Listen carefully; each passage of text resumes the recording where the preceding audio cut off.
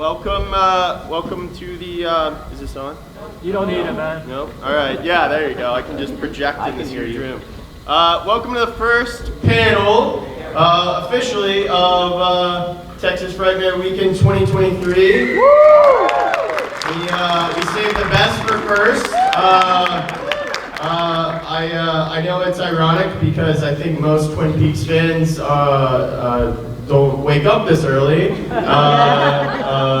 So to drink our coffee. yeah, exactly. But that's what you get at a horror convention because the fans of everything here don't wake up this early. I think Twin Peaks is probably the only property set actually in the daylight of everything that we're representing here at the show. But we're super excited to kick it off with Fire Talk with me, and let's bring out some folks right now. Give a huge Texas Frightmare Weekend welcome to Ray Weiss.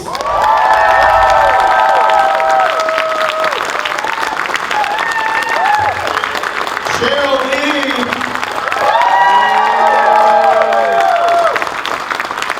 And here he goes.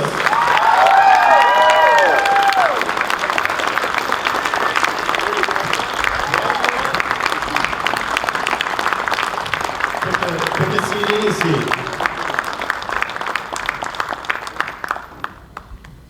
All right. You're okay.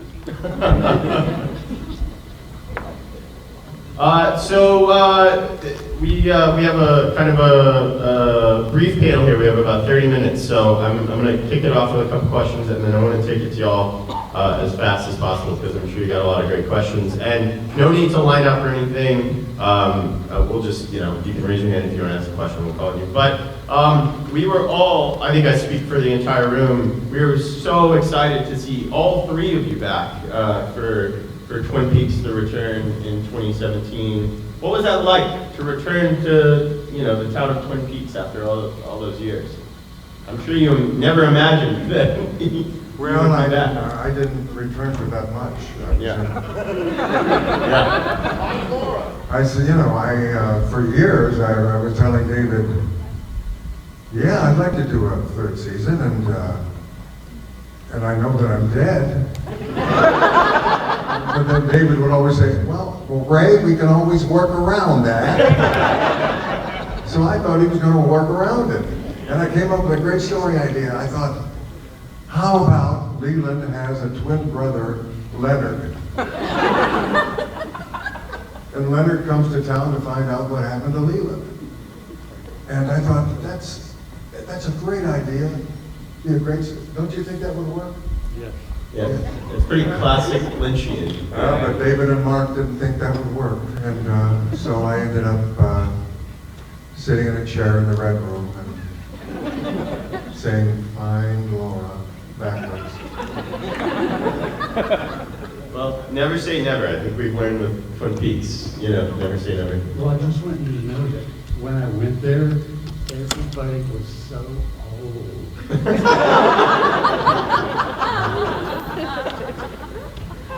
What about you, Sheryl? What was it like to come back, return?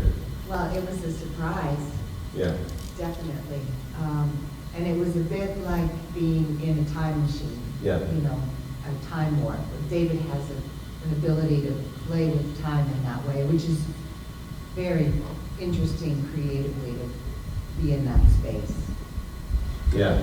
And you've worked with David now. You've all worked with him numerous times over Twin Peaks, but Wild at Heart as well. What's that kind of constant collaboration been like with him? Because he does seem to really latch on to people in a way. Well, I just get so excited anytime anytime I get to go play with him is a good day. Yeah. So. A lot of cigarettes and coffee, but yeah. I would love for you all to reflect on what it was like to work with David Bowie. What was it like to work with? He seems like the closest thing we've ever had to an alien, and we're not convinced he wasn't one. So just imagining spending normal time around David Bowie, I can't even. I think that he and David got along really well. Yeah. They did, and they were really of the same mind, actually. Yeah. Both creatively and and in the way they work. So Yeah. I think he had a great experience. Yeah, yeah. Did you really get much interaction with him personally? No. I talked to him on the phone when David was looking for him, and I never saw him after Wow. that. Yeah. Wow. But I saw him in the 70s when he was Ziggy Stardust. That's almost more of a feather in the cap. I've always wondered, Laura Palmer took on this kind of iconography, especially the sign, the kind of the headshot, if you will, the Who Killed Laura Palmer. It's almost thinking back to that time in the 90s, kind of one of the first, what felt like a viral marketing campaign in a way. What was that like as an actress to kind of, you became this like kind of pop culture icon in a way, like more than just a character? Well, I didn't have hardly any experience before that, so it was a bit like getting on a big, fast, loopy roller coaster ride. Yeah. Just not knowing what was going to come next, and learning a lot along the way. And I think the thing that was the strangest is that because the images of my character not living were so present, that when people would see me, it was as if they were seeing a ghost. So I would get a lot of that. I kind of felt like that when you walked in the room, I'm not gonna lie. All right, let's take it out to y'all. I have a question. Yeah, right here, so hand go up. Try and project. Okay. Most of us have heard of Star Wars fans who kind of half-jokingly claim that the kind of Jedi is there. Now, it's highly unlikely that anybody actually believes the Black Box will be real. However, Twin Peaks does tend to attract the share of, let's say, mystical entities. So, my question is, to any of you know the response, is how far, and over the years, how far have you seen fans take it in terms of taking symbolism and quality of the piece and extracting personal meaning, and or coming up with personal practices that most of us would associate with spirituality? Man, that's a really good question, but it also feels so early for that kind of. And it's the first question. This question is about kind of the cult of the Black Lodge, if you will. People who have really, I don't even know how to put it into words. People who have really taken the fandom of Twin Peaks and the Black Lodge. How is that kind of? Well, as most of us know, Mark Cross has more than half the interest in Western cultism and theosophy and all that kind of stuff. And that's where we get the terms for the Black Lodge, Black Lodge. And it kind of plays mix and match with a lot of pre-existing stuff. And so for people who are also interested in that kind of stuff, it kind of adds extra. And so equal, I'll put it this way. I had 20 years ago, and when somebody becomes part of your dream life, it's like that. I believe this is what you're talking about. I think it's kind of the same thing. Once you have in terms of taking up a replacement for traditional per se, but using tools to make it unconscious. So I'm just curious as to what you see in person. Well, that's all the time we have. I'm so sorry. I'm just kidding. No, it's a fascinating question because Lynchian, it's of his dreams and his nightmares, and I'm sure that the Black Lodge in Twin Peaks is connected with people in a way that is deeper. So what's your experience been like with fans in that way? Where people come up to you and maybe take it more than... Yeah, I love hearing, I get so inspired by how it's touched people, or how it's, in answer to your question specifically, where it's taken people in that way. And I personally do dream a lot when I'm working with David. And I use that creatively, because I do feel like he has the ability to open the door and keep that door open between the subconscious and the conscious and the other dimensions, and the same thing with time not being linear, it's circular, and so that's part of what I love about working with him, and I really appreciate when I do hear, or when I have conversations with fans about this whole aspect of it, because for me it was always very present, and just to hear all the different theories and experiences and beliefs, and like you said, the possibilities of opening in someone's own spiritual practices or mystical ways, or I don't know if that answers it very well. I know, like you said, it's a deep, long conversation. Okay. We're losing Ray. That was a great question. And my favorite color is blue. There you go. Yes, right here. My name's Rose. I'm not an alcoholic. I'd like to see you dance and sing. Whoa. It may be too early for that, too. Come on, you did it on the show. Oh, sure, no, Get I into that could. song. Oh, man. I could. Oh, Mary notes and those. Oh, Mary notes and those. A little lambsy diving, McKinley diving too, wouldn't you? And though the words sound queer, and funny to your ear, and jiving, say mares eat oats and does eat oats, and little lambs eat ivy.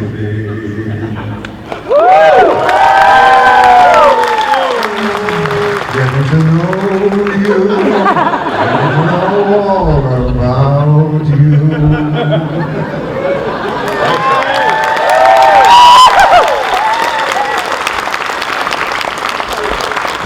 Who said 11:30 was too early? All right. Well, good luck following that up. Yes, sir. I love you guys. Anyway. yeah. So I took I'm in college, like about my sophomore year, taking a break. But I took a David Lynch class. I go to NYU, and I took a David Lynch film class. And I had never seen Twin Peaks before that point. The only David Lynch experience I've had was Eraserhead and Mulholland Drive, and that's about it. So I was really interested to get into Twin Peaks and stuff. So I started to watch the first season by myself, and then in the class we watched Fire Walk with Me before I finished the second season. So I was a little upset that I figured out who killed Laura. But my question is what was your guys' experiences with fans after they finally figured out who killed Laura? Oh, wow. Well, first of all, it really bothered me that I was the one that, even though I tried to pin it on Bob, I was the one, and I didn't want to be the one, you know. We were all wondering who the killer would be, and I was all for Ben Horn. It'd be again. Of course, you know, somebody obvious. Not poor grieving Leland, you know. And I had a little daughter at the time. She was only a couple of years old, and so the whole idea of killing my own daughter was like, I mean, I actually considered not doing it. Huh. I considered that for a couple of days. I thought, I'm going to have to tell him, not me, I'm not going to do it. And then, when I look at her, you know, and then David called us all together, you and I, and Richard Beamer, Ben Horn, right? And Mark Frost and David called a meeting in a little room at the studio. And the room was devoid of furniture, had a lava lamp in the corner. And David and Mark are sitting cross-legged on the floor. And so the three of us, Richard and Sheryl and myself, we sat down cross-legged on the floor. And David leaned over and he tapped me on the knee and he said, "Ray, it's you. It was always you." And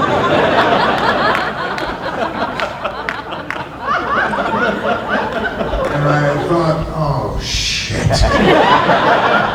And I may have said that out loud.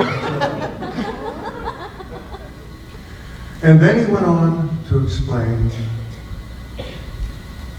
how wonderful it was going to be, that I would die in Cooper's arms, and he would be reciting the Tibetan Book of the Dead, and then I would look down a long tunnel, and at the end of that tunnel would be a bright light, and in that light would be my daughter Laura, and she would have her arms out to me, forgiving me. And he painted such a picture that I actually look forward to doing that scene. And he made it totally palatable that I would be the killer of my own daughter.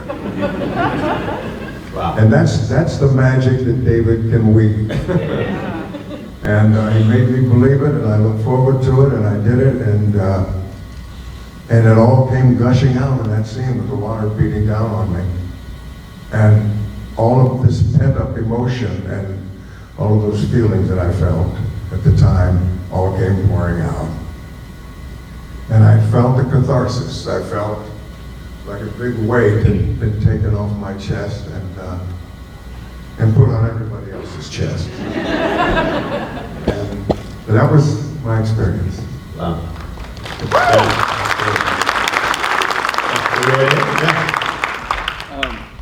The biggest twist, I guess, for me is you spoke to the scene where you're in the cell and it's raining, or the water's running. How much of it was the twist when you came back for Firewalk with Me? Did you feel like your character was under possession when you know you were almost inhabiting more Bob, but there's moments of Leland actually truly enjoying his father as a father? Because you speak of that story of like being the boy who was almost possessed at such a young age. But then there's this beautiful scene where Sheryl sees her dad as the person that comes into the house to steal the page from the diary, and when she has that realization, you have that breakdown on the knoll of the yard, and you just destroy me. Because it's like a daughter finding out it's not been the monster, it's been her father the whole time. That's why I'm like always wondering with Ray's character having to dance between the possession of Bob and the father. It's like, it's that Garmin Bosia, that pain and sorrow that these creatures feed off of. From not just you, Leland, but that Garmin Bosia, yeah. The horror that he inflicts on his daughter. That's why I'm always like, it's amazing. It breaks my heart. Seeing the dance that David created for y'all to play in is just amazing. Like people that play in those characters. Coming to Firewalk with Me after doing the show, it helped a great deal. I always thought you knew it was me, and it's like, were you saying it as a father or as Bob? You know what I mean? Yeah, I was always Leland. Yeah. I was never Bob, even though I turned into Bob at the drop of a hat on a dime. But I always felt like I was Leland. I never felt like that Bob character. It's weird. It's hard to explain really. But I know that doing Firewalk with Me was a great release, and having done the 2 seasons of Twin Peaks really opened up. It was a total 360 they opened up the characters, No inhibitions. I didn't start out with many inhibitions anyway. Been throwing myself on caskets and dancing with myself a lot. And then, of course, hanging around Deputy Andy. That's pretty far out. Let's take one from, yeah, back here.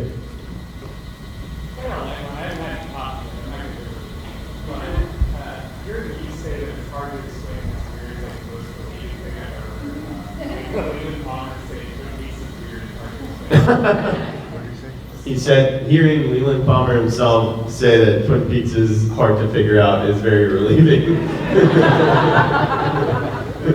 We think if anyone hasn't figured out, it's at least y'all. So here you say, we don't know either. It's, you know.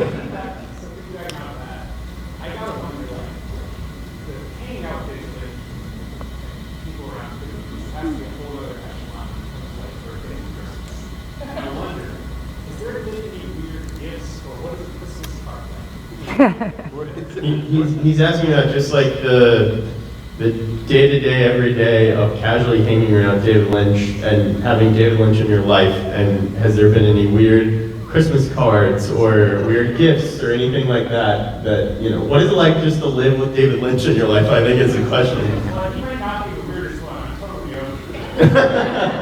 open. No weird gifts or Christmas cards, none of that stuff.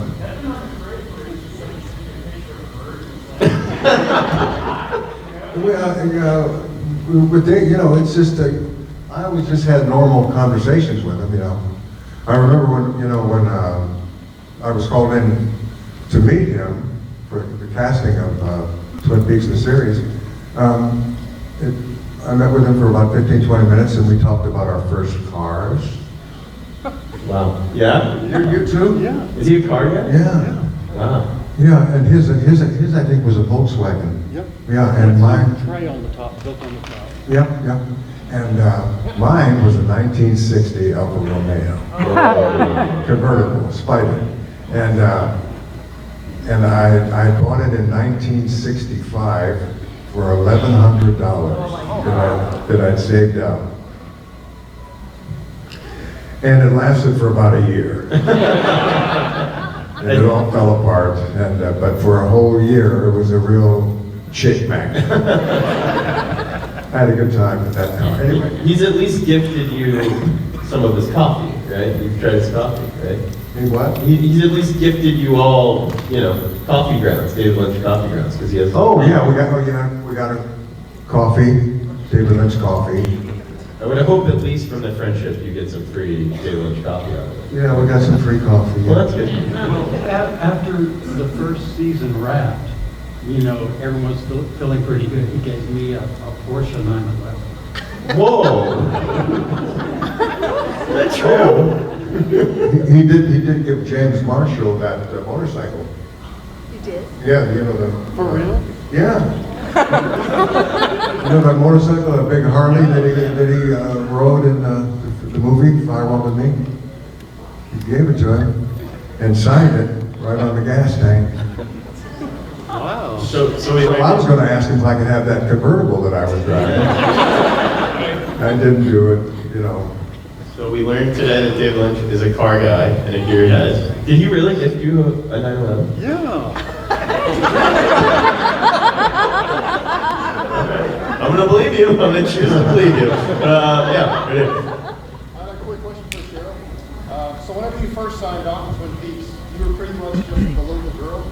All your character was written was the photograph, and it was everyone else's interaction.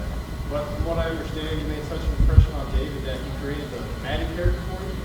And I was curious if you had any input in the creation of that character, or if that was just kind of like David said, you're going to be this person. And I know there's kind of like a Vertigo influence where maybe Maddie actually was more. That's one of the speculations from back then. And then even later on in the return, you had another character created, Carrie Page. How much of that did you have any input in? Zero. No, it's all his creativity. And I didn't even know after the pilot, when he called and said, you know, can you come back on the series? And I said, well, I'm dead. And he he said, don't worry, we'll figure something out. So I didn't even know I didn't know if I was going to be a ghost, or I didn't know. And then even with Carrie, before the return, he called me and he asked me one question. And that was my first thought, that he was definitely doing something different. I mean, I could never expect to know what he would have up his sleeves anyway, but that question made me know, oh, maybe there's someone else. Well, it's a good segue into a wrap-up question, because we're going to have to wrap up here pretty soon. But, you know, the return was such a hit, and considered, even it was named one of the greatest films that year. It was considered a film. And fans since 2017 have been wanting to see yet another season. And David's been pretty outspoken about it early on, but it seems like over the years it's kind of dwindled. I think the last time he may have said something publicly was in 2020. Have you had discussions about it coming back at all? I think, as we've all learned, that you can never count Twin Peaks out, or it's never really dead, or characters are never really dead. Yeah, I mean, if they follow my storyline, yeah. I think we could come back for a fourth season maybe, but no, I know there's always talk about it, and people are thinking about it. But that was, for David, that was 18 months of a hard shoot. Yeah. And he and I, we're getting up in age, so that's a real endurance test, and I'm not so sure he wants to do that again. Yeah, and years of his life writing it, too. But, never say never. Yeah. He's always said, Ray, that town is still there. Well, until then, we celebrate Twin Peaks Day every year, and let's take one more audience question, and then I'm going to wrap up. I have one last question. Oh man, you pick. I can't. This is too heartbreaking. I feel like I'm crushing every other hand's dreams. Hey, we got more people are still coming in. Let's do this all over again. I'll let you pick the last question. Oh, wow. I can't do that to people. Go ahead. Okay. I have a real quick question for Sheryl. First off, as a horror fan, and I think a lot of us can probably agree, the scene with Maddie and Bob is one of the most terrifying moments in television. And your scream is one of the most amazing screams in all of horror. And as far as I'm concerned, you are a scream queen, and you earned that status. Wanted to ask you, if you bring back that scream in the final moments of the return, in one of the strangest, once again, David leaving us where we don't know where the hell we are or what year it is. Where do you draw upon that ability? Does your mind go to a place when you conjure up the most terrifying scream I maybe have ever heard? It's a really fitting final question for Texas Frightmare, so thank you. Yeah. Well, for me, it's specific to whether I'm Maddie screaming, or Laura screaming, or Carrie screaming, or somewhere in the Red Room screaming, that it's specific to that moment emotionally. That there's, they all have something to scream about. Well, I thought that when I went in to read to meet with David, and I thought it was going to be for Sheriff Truman. I wanted to play Sheriff Truman. This Leland Palmer guy, I didn't know who he even was. I mean, I read the script, Northwest Passage, and so when David called a couple 3 days later and said, you want interested in me for playing Leland, I had to go back into the script and check all the scenes, and I saw that, Leland hears his daughter has been killed, and he cries, and then he goes to the morgue, and identifies her body, and he cries again. Then he's up in the room, and the police are searching the room for her diary, and he's crying again. And all this guy does is cry. And then therein lies the challenge. I had to show different levels of crying and different levels of grief, you know? And, yeah, I succeeded somewhat, I think, so, yeah. But I would have made a fine Sheryl. I would have. All right, I'm gonna take the opportunity for one last question, and it's a question that we can give to all of you so that we close on a note where you all get to answer.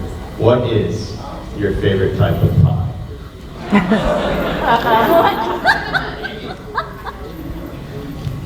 Apple with vanilla buttermilk. Whoa. I guess I like pecan pie. Woo! He knows what crowd he's playing to here in Texas. He even said pecan, so. I think it's that one, there's one that's strawberry rhubarb, right? Yeah. That. All right. There we go. We got it here first. All right. Another huge Texas Frightmare Weekend round of applause. For Ray Weiss, Sheryl, and here it goes.